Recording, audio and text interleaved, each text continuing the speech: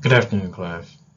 Today, I'll be talking about a movie called Dark Waters, released in 2019, but has also been known as The Battle for Doing What's Right.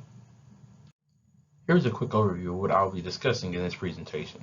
In the next slide, I will be introducing myself as well as a movie, provide you with a summary of Deep Waters, why I chose Deep Waters for this presentation, the correlation with Deep Waters and our Human Systems Workplace course, and then I'll also be providing you with a conclusion as well as a reference. My name is Kevin Ajay, but I also go by Coach Kev.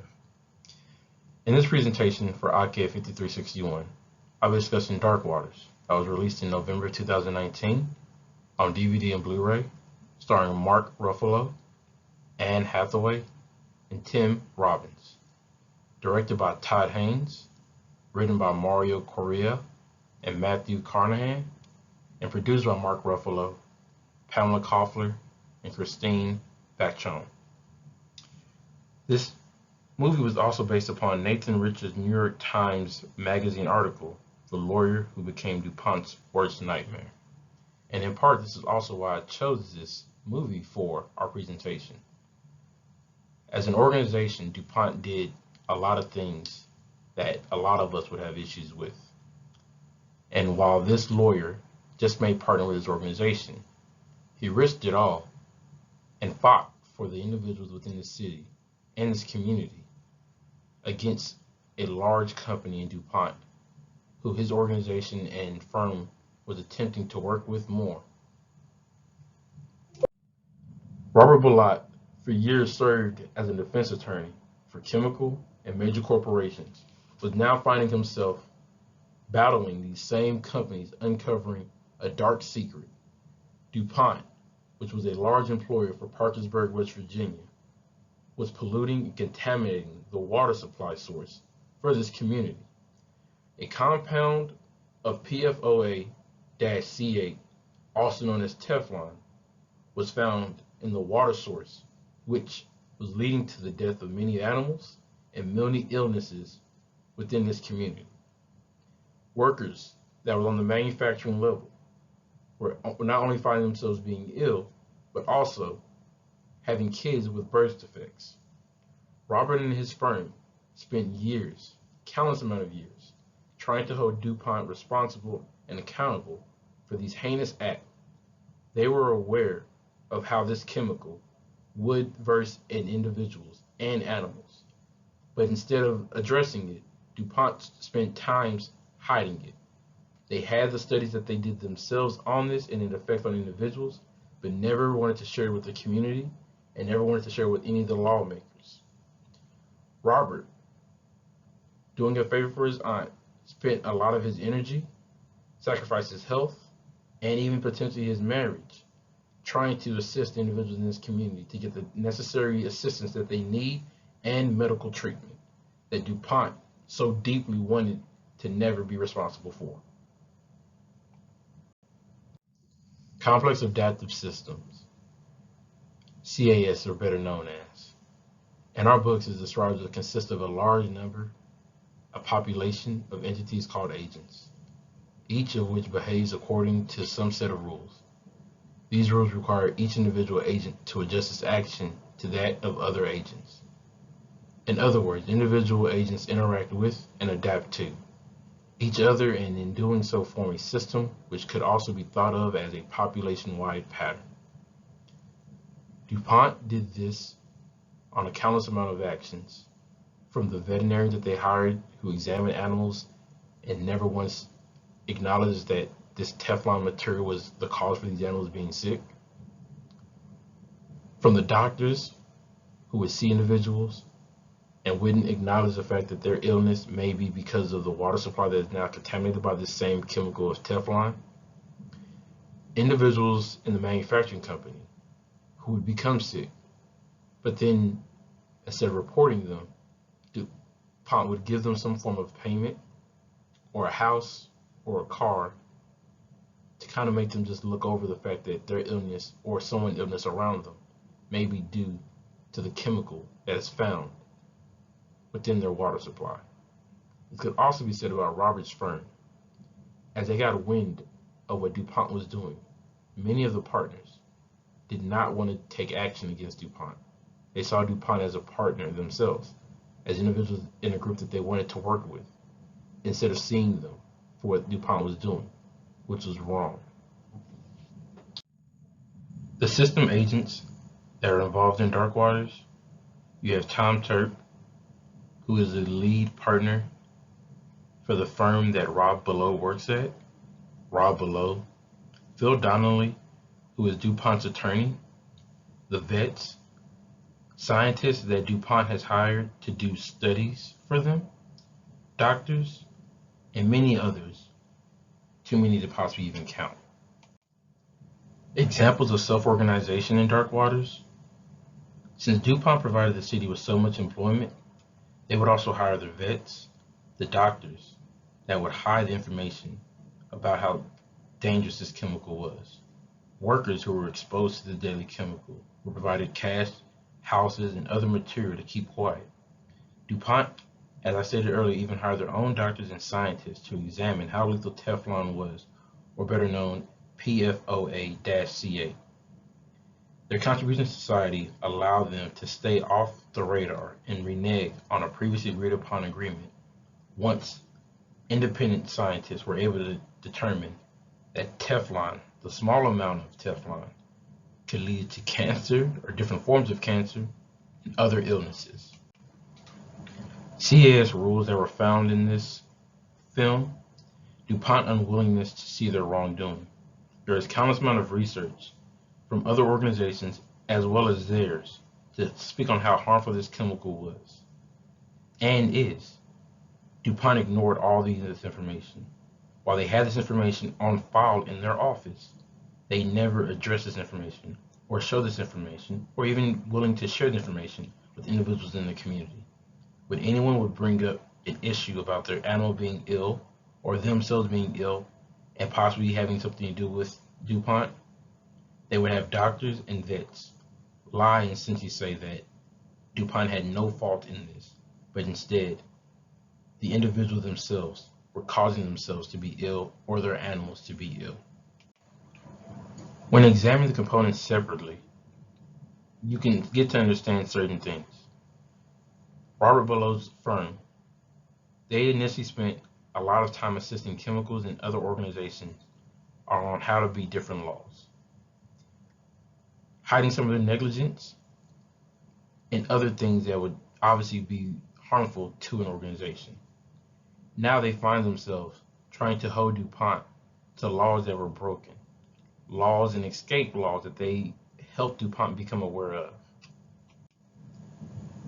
Within Parkersburg, West Virginia, DuPont seemed like an organization and a company that was good for the city. They were providing them with employment, they were helping out community centers, and dumping a lot of resources within this community. But it wasn't the only dumping that they were doing. They were also dumping a toxic and harmful chemical in the water supply. They were also dumping this deep underground and allowing the chemical to sit on these lands of property that individuals were buying up. Kids were being born and having black teeth. Kids were being born with only one nostril and other harmful illnesses. An example of a CAS emergence that occurred in this film was the firm began to change their ways. During a meeting, Tom Turk, as I stated earlier, one of the leading partners for the firm, was visibly upset when other partners were not listening to what Robert Below was having to say about suing DuPont. They instead questioned Robert's motive and why he was doing this. Tom, upset and angry, let everyone know that this firm is set on protecting individuals. And if treating companies like individuals and they knowingly do something harmful, they must be held accountable like we would hold any other individual accountable for doing something wrong, especially if they know that what they're doing is wrong. Complex responsive process, otherwise known as CRP, is directly upon the responsive manner in which human persons interact with each other, hence the label complex responsive process of relating, which will be applied to the perspective taking in this part. We take into account both the good and bad interactions when finding the fundamental processes of human interaction. I perceive this to mean, especially in this movie, the interaction that each character and company has with one another. At the beginning of this movie, you see that Robert and his firm are on a good relationship, and that they're also in a good relationship with DuPont. As Robert meets his grandma's friend and begins to help him, Mr. Wilbur, the relationship with DuPont tends to sour. As Robert's firm becomes aware of what DuPont is doing that is illegal, that relationship begins to sour. During the same time, Robert and Mr. Wilbur's relationship is not the most steadiest because Mr. Wilbur has his reluctance to believe that an attorney who has helped chemical companies for so long is really truly wanting to help him and his small farm. Example of CRP in Dark Waters. One of them would be when Robert meets Mr. Wilbur for the first time. Wilbur has a distrust for Robert because of his popularity as an attorney, especially since he's worked with these chemical organizations in the past. In that same situation, Robert struggles to believe that a company like DuPont, that he's worked closely with before, would be doing something so harmful to a community. On top of that, knowingly continue to do this over and over again. Examples of organizational knowledge being shared between people in the organization can come in two different ways. You have Donnelly, who initially was reluctant to share any information with Robert, sent Robert over a large amount of information about the organization DuPont. In that same sense, you have Robert, as he started to expose DuPont's wrongdoing. Other individuals within the firm believed this was against the organization's objective. They were not in the business of attacking possible partners, especially ones that they've assisted in building rules with. This led to a confrontation with the partners that Robert and Tom had with each other. This conversation was one that both could build upon, which kind of goes into the next point. Conversations between people that raises the potential of both. Tom reiterated to Robert that attacking a company like this may have repercussions, and to make sure that he does his due diligence in his research. Robert as well was informing him that the things that he was seeing on this man's farm and in this community was something that was in line with something bad going on here, and DuPont being liable for it.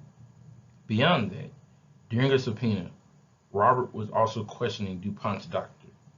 During this time, he asked the doctor a lot of deep questions about what the doctor was aware of in regards to DuPont doing within the community.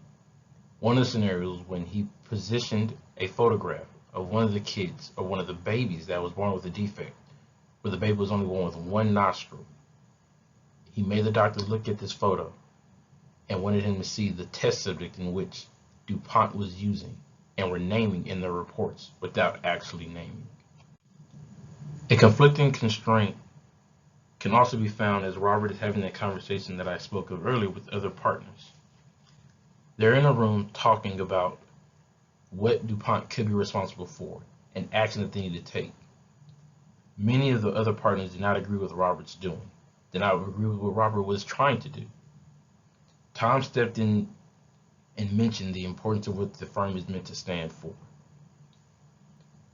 He mentioned how the American people in a lot of ways have lost trust in lawyers because they often do not do what's right, but instead does what makes them the most money. Siding with DuPont and not wanting to go after DuPont for what they have done and been doing would be siding with a global giant at the risk of losing the little person in the community. While this movie does not directly deal with any real form of inclusion or exclusion and anxiety, one can come up with the perception of a big global company against a little town. A town that depends on this company to provide jobs. If this company was to leave, many individuals in this town would be unemployed. But it's important that even though this company that is big may have more push or more power within the state and probably around the nation, We should not exclude the health, the treatment, and the care for the other individuals around. Them too are people. They need to be represented accordingly. And if a company knows that they're doing wrong, they must be held responsible for their actions. This was Robert's entire goal. This is what Mr. Wilbur was trying to get Robert to understand. It was not about the money, but it was about holding the individuals who knew what they were doing was wrong, holding them accountable for their action so that they would never do it to anybody else, and so that kids would not grow up with defects that they had no control over. In closing, DuPont refused to fully acknowledge what they had done and been doing as a company. They were being asked by Robert and the other plaintiffs to monitor the health of individuals in the city in which they were dumping toxic chemicals in. They were also being asked to monitor former employees. It seemed DuPont was putting their profits over the human lives and safety. Even after they were found to have chemical issues that could result in multiple forms of cancer and illness, DuPont reneged on their initial agreement to monitor the health of these individuals and to assist them with their medical bills. Accountability is an issue found throughout this movie. DuPont knew what they were doing. They knew it was wrong and dangerous, and instead of providing assistance to everyone and being honest about the situation, they instead hoped to sweep it under the rug and put the blame on the townspeople themselves. They blamed individuals for their animals being sick, and they blamed individuals for their own illnesses that they were receiving on their own. Even when they did test subjects that were conclusive to show that the chemicals that they were using had major effects on people, DuPont wanted no part of this. Even after they were asked about the regulation policies, and they were shown that the study that they showed that any bit of this in the human body could have terrible effects. When it came time to go to trial, DuPont hired their own set of scientists to do studies and raise the limit on what they deemed to be a dangerous amount. DuPont operated and worked in bad faith. Here is a reference list for what I used for this presentation. I highly recommend when you get the chance to watch this movie from the beginning to the end. It is a true story that affects even us to this day. Robert should be commended for the work that he's done and was still doing throughout this entire movie and even to this day. Thank you guys. Take care.